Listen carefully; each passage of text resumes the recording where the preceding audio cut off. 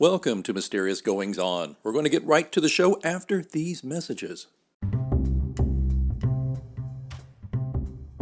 Hi, this is Cassandra Lane. I'm the author of We Are Bridges, a memoir. You're listening to Mysterious Goings On with Alex Greenwood.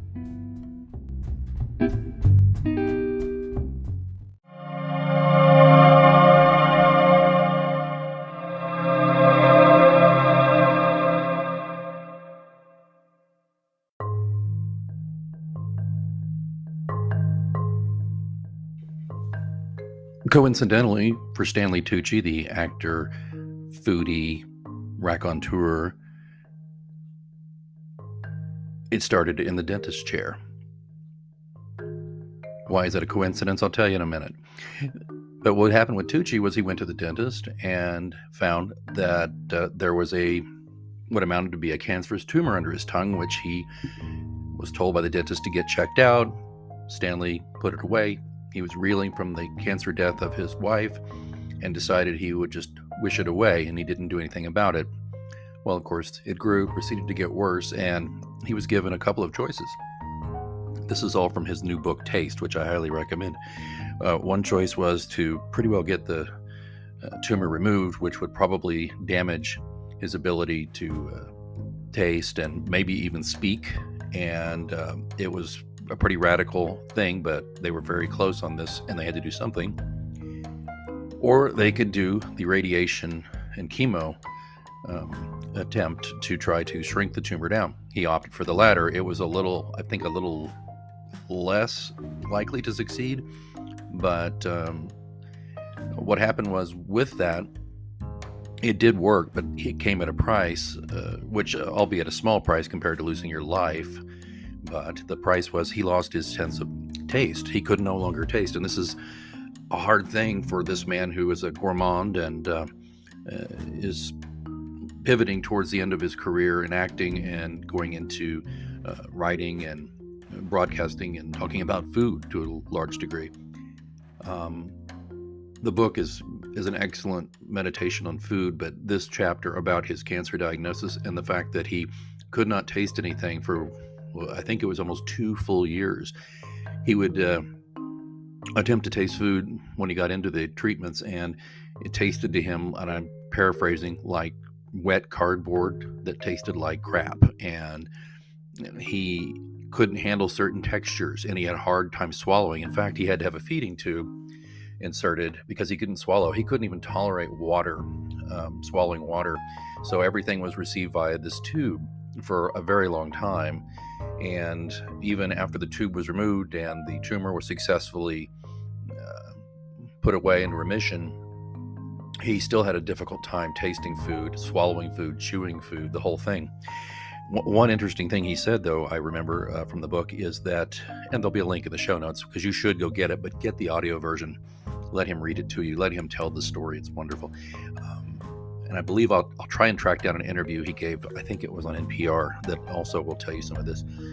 But the thing that's interesting is during his recovery, he could not even smell food and made him nauseated. But he would watch cooking and food shows. He's a big fan since he's a child of Julia Child. And so he would watch food shows because he dreamt of food, but he couldn't smell food and he couldn't taste food until fairly recently. He lost 30 pounds. And through the good offices of his physician and the supportive family, he seemed to be coming out the other end just fine. So why is it a coincidence? Well, for me, it started in a dentist chair. Let me backtrack. When it started actually was Key West, Florida in July of 2021. My family decided we would try to, we've done everything right during the pandemic, and it looked like things were really settling down. This was pre-Omicron, of course, and we were all vaxxed and decided we might thread that needle in the middle of summer when it was the hot Joe summer, when things were going to be all right, and travel. And Key West, it's a special place. If you've read any of my books, you know that. It's also a place where my wife and I honeymooned way back when, 15 years ago. And our daughter had never seen it, so we took her, of course. And what I decided to do, because I'm a huge fan of conch fritters. I know I'm a little weird. I love I love state fair corn dogs too. And I'm not proud of this. Well, I am proud of this. Hell, I'll say it. I once ate 8 of those things in a single day at a state fair. It was, at first it was because I loved them, and then after that point it was just to see the look in my colleagues' faces when I ordered yet another corn dog. And soon, that for a short time that summer, that was years ago, became my nickname. But anyway, probably the equivalent in Key West to a state fair corn dog, in my opinion, is a conch fritter. If you've ever had a conch shell, you take the conch out of the shell and you fry it up in a batter. It's usually a sweet batter. It's delicious. And I think we ate at several restaurants, so I think I had conch fritters at just about every restaurant that offered them. And I documented each one on Instagram or something like an idiot. But you know what? I didn't care. I was having a great time. I was in a wonderful town with good food, my family. We felt alive and happy again. It was a wonderful trip until I bit down on that last conch fritter from a cart on Mallory Square. We were watching the sun go down, waiting for the green flash, and I bit into it. And apparently there was a wee bit of conch's revenge in there. There was a tiny bit of conch shell that managed to get in there in the fritter, along with the conch meat and the flavorful batter, etc. I bit down, and didn't fully realize it at the time, but I broke a tooth. Right? To be fair, I broke a filling in a tooth, but it was a mess, and I didn't really know it at the time. I felt something, but I didn't think there was a real problem until the next day when a piece of tooth came out while I was eating, and I realized, oh great, so I've broken a tooth. I'm going to have to get it looked at. Fortunately, it was the last day of the trip. Got home, called the dentist. They got me in a couple of days. And it was not my regular doctor. He was the partner of my regular long-time doctor, or dentist, excuse me. I've gone to her for, goodness, 14 years or something like that, and maybe 13. And it was her partner. He's an accomplished dentist. He's younger, but he's accomplished. I'd seen him before, and he's easygoing, nice guy. Well, he did a very nice job fixing the tooth. But I remember at the time in the chair thinking, boy, he's going really heavy on the anesthesia. He kept giving me shots. I'm pretty pain resistant when it comes to teeth. I've had bad dental issues my whole life. I've had several root canals since I was a very young child, actually. I was very young. I was one of the first to have a root canal at that age, I believe, in my town. Everybody was like, well, we're going to have to do this. But long story short, it's not that I don't brush my teeth. It's just I've got a certain body chemistry where it doesn't break down sugars and things like that very easily. So I have some problems with tooth decay. It's better the past few years because I brush like crazy, floss, water pick, the whole thing. But anyway, that said, I've had a lot of experience with procedures, and I'm not afraid to be in the dental chair, and I can handle a little pain. And I told him that, but he gave me several shots to numb me up. He would give me a shot and say, I'll be back. Then he'd race to another cubicle. If you've been to a large dentist office, you know that no dentist just sits there with you. They do their business with you. Then you go to another cubicle and anesthetize you. Well, of course, what do? They say, well, we'll wait for this to kick in, and I'll be back. They come back, and he starts doing stuff, and he says, do you feel that? And I said, a little bit. And he says, oh, I'll wait, and I'll just give you some more shot. Okay. Well, somewhere in there was 3 shots or so. Maybe it was 3, could have been 4. Normally I just get a local and then get 1 shot, and I'm ready to go. But I think he did 3, even 4 attempts at this. And I don't know why, but he was just cautious about that. And I like to think it's because he didn't want me to be in pain, which is a lovely thing. You want a dentist who is concerned about how you feel. Well, he fixed the tooth, as I said. He did a wonderful job, and I went home. Now, that was on the right side, the lower, and I couldn't feel anything because he'd numbed me up pretty darn good. But I noticed several hours later, and of course, being a veteran of the dentist chair, I expected that I would regain feeling in my tongue and in my jaw and my gums within a couple of hours. It should wear off. Well, we're talking dinner time. It was still that way, and I couldn't taste anything basically on the right side of my mouth, and really hardly could taste anything at all in general. All I could kind of taste was textures. And that sounds funny, I guess, but it's true. I could just taste that I had something in my mouth. Now, it didn't taste like like poopy wet cardboard, like Stanley Tucci, but it didn't taste good. It just didn't have much of a taste at all. And I thought, it's just, maybe it just shocked my mouth that what he did. I don't know. So I thought, well, I'll wake up the next morning and I'll be fine. No such luck. I woke up the next morning, couldn't taste my coffee, and I couldn't also, and it wasn't as if it was completely numb though. What it was the beginning of an odyssey where the right side of my tongue was completely dead as far as tasting anything or even really feeling anything. I couldn't taste my coffee, and I thought, well, that's not good. So I called the dentist office and they said, okay, let's see how you're doing tomorrow. If not, you can come back and see us. No change, came back. They looked at it and my regular dentist saw me and she says, okay, wow, that's not so great here. No, actually I didn't come back the next day. I came back the next week. I apologize. I had a cleaning due on Tuesday. This was on a Friday and I thought, I'll just wait and talk to my dentist on Tuesday when I'm in for my cleaning. She saw me and she got a look on her face when I told her the symptoms and what was going on. And she's like, okay, we're going to put you on a heavy dose of steroids to try and see if we can nip this in the bud. She says, here's what I think happened. I think he hit a nerve with the shot, and it either put the nerve to sleep or damaged the nerve. And I'm like, well, okay, what does that mean? She said, well, I'm going to give it to you straight. And this is one reason I like her very much. I call her Painless. So she's a great dentist and a good person. And she said, I've only seen this twice in my entire career. She's about 60 something. So she's been in business for about 35 years. She says, I've only seen this twice. And both times the good news is they recovered. I said, oh, good. Well, how long does that take? And she said, usually about 6. And I'm thinking, days? Weeks? No, months. 6 months. And I'm just like, what? And she says, well, if he hit the nerve and these steroids don't help much or don't help, you may be looking at weeks or months. And 6 months on the outside is the 2 that I've observed in my career. It seems right about there. The nerve could heal itself and come back and you'll regain taste and texture and all that stuff. Well, I wasn't happy, of course, but I took the steroids and she was very good and just said, hang in there and we will be in touch. And I took the steroids. It was like a 10-day course, 7 to 10-day course, I think. And it was a lot of steroids. It was like a pack. It was like just carpet bombing my body with steroids for about a week, I think. Because it was one of those deals. It was a step down deal where the first day you took like 5, then the next day you took 4, that kind of thing. Well, sad to say, it didn't seem to help. A week later, I called and said, I don't think this helped. And they said, well, why don't you come in? We'll take a look. And my dentist is about a 45-minute drive from here and where I live. And I know that to a lot of you out there on the coast are like a big deal.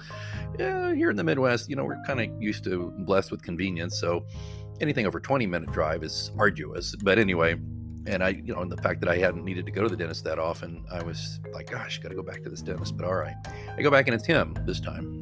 It's the guy who gave me the shot. He didn't start off so well.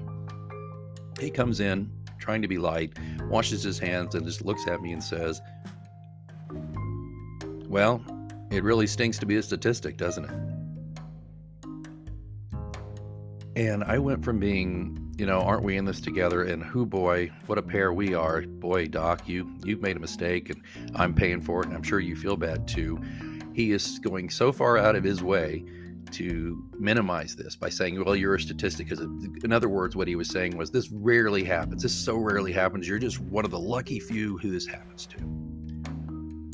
And that's when my demeanor changed, I think. And I'd taken my mask off so we could look around. And I left the mask off. And I had a not heated, but very just barely civil exchange with him. Very terse and very tense, I'm afraid.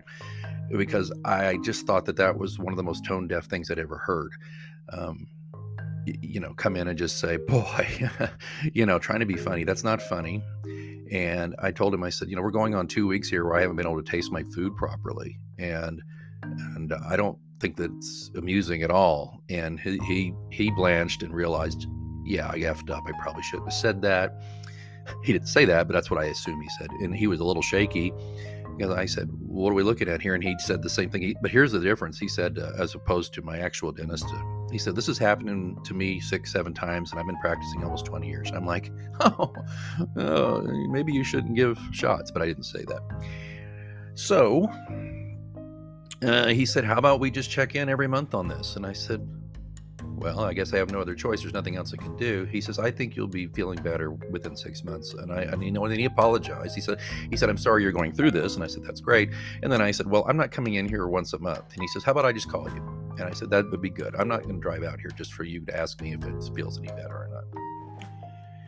Well, a month later, he does call me, and I can report that it has not changed. And at that point, I just kind of gotten used to the fact that I really couldn't taste my coffee. Certain foods like potato chips, which I don't need to eat anyway, but come on, when you don't feel great, you want comfort food. Certain foods like potato chips were alien and hard to eat. I would bite into my tongue quite a bit. You've all been there, right? That's no fun. My taste buds on the left side of my mouth, I think, were working very hard to kind of pick up the slack from the right side, but it just nothing tasted good. And that went on for 3 solid months where nothing tasted good, and everything was kind of just not fun when it came to eating and tasting food, and just enjoying a simple thing like a great cup of coffee in the morning was no longer something I had. And if you're a regular listener to the show, you know that I've talked to you a couple of times about ailments, and this is another in the ailment series, right? But I've talked about having kidney stones, and I always talk about, the absence of chronic pain is something that we take for granted. You know what I mean? Because kidney stones, when I had a set for 10 days, you can listen to that episode. I'll try to remember to put a link in there. But otherwise, if you don't see the link, it's called The Knife in My Back, that episode. When you have an absence of chronic pain, you don't think about it. But then that opened my eyes, though, to how people who do have chronic pain, who cannot get relief, who often turn to substances and substance abuse to just try to alleviate that, how they feel. And then I did another one called Losing It, about being falsely diagnosed with glaucoma and potentially sight loss, going blind. And I thought, again, the idea of the absence of vision. If I couldn't see, it put me in a funk. It was terrifying. So here I am talking about the absence of taste. I've been called this before, but I am literally tasteless. It's it's awful. It sucks. And when I heard that Stanley Tucci was going through this, in a far worse situation, of course. I mean, he also had chemo to deal with, and radiation, and potential all kinds of things that he had to deal with because of it. And I was basically just the guy who hopefully would get his sense of taste back within 6 months, and without doing anything other than living my life. So what I missed out on, of course, was a lot of great meals that, don't get me wrong. I had some meals. I had some nice meals, even went to a restaurant here and there, but just couldn't fully taste anything. I got pissed off. And, and part of me says I'm not proud of this. And then part of me says, though, when the dentist seemed kind of cavalier about it, and you're going on 3 months and you can't taste anything, and it may never change. So I have a friend. He's an attorney, a personal injury attorney. I called him. And here's the thing that he said. First thing out of the box is, oh man, I am sorry you're going through this. That's awful. Why was an attorney more empathetic and more understanding than the dentist who did this to me? And that just made me mad all over again. And I said to him, what are my options here? Long story short, I could sue. But he explained to me very carefully, he says, these kind of things happen a lot, okay? A lot more than you think. And these lawsuits, he says, I've done 2 of these. They are very difficult because you've got to have a sympathetic jury, and they've got to believe you really are suffering. They've also, you're going to have expert witnesses, and that costs money. Long story short, he talked me out of any kind of a lawsuit. And then I said, well, I wanted a pound of flesh. I was angry. He said, you could do a demand letter. And he had actually knew who these people were and had been there to this dentist, so he couldn't do it. And he talked me off the ledge on that one. I cooled off and decided I'm not going to sue, and I'm not going to issue a demand letter for some kind of compensation. Although it would be nice if he had offered some kind of compensation. But of course they can't do that. If they admit that they did something wrong, that does open the door for them to be sued. But I experienced some other stuff while I was dealing with this. and this was actually a good sign. I actually went through a period where, well, my tongue always felt. You ever drank a cup of hot coffee too fast and you burned your tongue, or tea, or whatever, and then that tongue just feels weird for a few days or a day or two? That's how my tongue felt all the time. So it went from not feeling anything at all, not being able to taste anything, to it just felt like it was burned. And that made it worse because it was an active annoyance. It wasn't pain per se, but it was an active annoyance. And I think it's called burning mouth syndrome. And that happens to people in those who are expressing the most taste buds. I might be a super taster. I don't know. I don't think I'm a super taster, but apparently I have some pretty developed taste buds. But I had this burning sensation, and I had to go to my periodontist for something else. This is a dentist who deals with gums and stuff like that. As I said, I have had my share of dental issues. I've sat in a lot of dental chairs with my mouth open and not being able to say anything, which was probably a relief for most people. But anyway, I digress. He said the fact that it does feel like, and by the way, he's been practicing for 40 years, and he says he's only seen this happen twice, and he says usually it comes back, but he did hear of a case that didn't. Like, thanks. But he said the fact that you do feel a burning sensation means something good. I said, what? He says, well, when he hit that nerve, he depolarized it, which is what he said is what it did is it just made the nerve go the wrong way. He said the fact that you have a burning sensation means, though, that the nerve's not dead. It means it's trying to come back online. That burning sensation is just your body, your brain interpreting the signal it's getting as being a mild burn kind of feel. And I thought, oh, okay. And he was so smart about that. So that was a good sign. Okay, we're talking July, August, September. That's September, into September is when I'm thinking about lawsuit, and then I'm not thinking about it. October, and I'm just thinking to myself, gosh, I had another call with the dentist. He called me again in October, and I said, no, not there, not better. And he was again kind, and I laughed it off. I knew he felt bad. He was just clumsy. He was clumsy with with a needle, and he was clumsy with his words, but he did not intend to hurt me, and I was over being angry. I just wanted it to get better. Well, I kept saying to myself, gosh, I hope this improves by Halloween, because, I want to eat candy and enjoy it, and I want to go into Thanksgiving and enjoy dinner, and I want to go into Christmas and not be bothered with this and not feel the sensation and not being able to taste things. Well, by Halloween, I noticed a distinct difference. The burning sensation went away quite a bit, but it went to the shooting pain sensation, like somebody was stabbing me in the tongue. It sounds ridiculous, right? Well, when I talked to the periodontist, he said, no, that's the nerve coming alive. He says, you're going to find those little jolts, and it's going to be weird. Just soldier through. You'll be fine. And I was.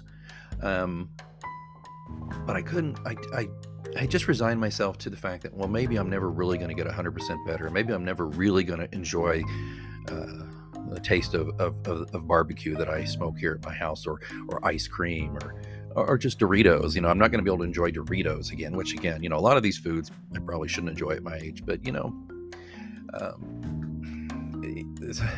somebody as inimitable as Joey Fatone said something. He said, if you combine good flavors, food turns into an orchestra. Well, my deal was my orchestra had turned into a punk rock band that only knew 2 chords, and I wanted my orchestra back. I thought, there's so many things that center around tasting things and center around your ability to interpret flavor, and I just did not want to have happen to me what happened to Stanley, which was a very serious couple of years where he literally had to eat through a tube. Now, I wouldn't have to eat through a tube. My point being, he might as well eat through a tube because he couldn't taste anything anyway, and it just made him nauseated. And I was at a point where I just couldn't taste anything, and I got so frustrated. There's just certain foods I just didn't even bother eating, and I went to a restaurant, didn't order something expensive because what's the point, But something happened after Halloween, and I started noticing that probably by the first week of November, I was starting to regain a little more taste in my right side of my mouth. I was also not having that burning sensation all the time, and that continued to get better and get better and get better. And here we are today on Christmas Eve as I record this, and I am drinking a very nice, hot, wonderful cup of coffee. and I have not experienced any burning sensation. I would say that I'm not 100% healed. There's still some weirdness with my tongue, and it's hard to explain, and I won't. But you know when it's not right? So I'm not 100% there. And actually, the dentist hasn't called me. He's overdue to call me and check on me. So that's okay. That's fine. As I told my periodontist, who I have to go see in January for a new implant. Yeah, that's me. New tooth implant. I asked him if he knew anybody who was a good dentist, and he says, "Oh, you're going to move on." And I said, "I'm moving on from that guy." Yeah, and it's not because he made a mistake necessarily. It's not because he was clumsy. It's because it's a long drive just to go for the guy who cleans your teeth and occasionally fixes a filling. But yeah, my confidence was shaken by them, and I just want to start over with somebody else. And that's what I think I'm going to do. But I'll tell you, if you ever have something like this happen to you, and I hope you don't, because it's no fun. And again, I did not have cancer. I'm not Stanley Tucci, who really dodged a big bullet. But I did get a really solid look at what it's like to be tasteless.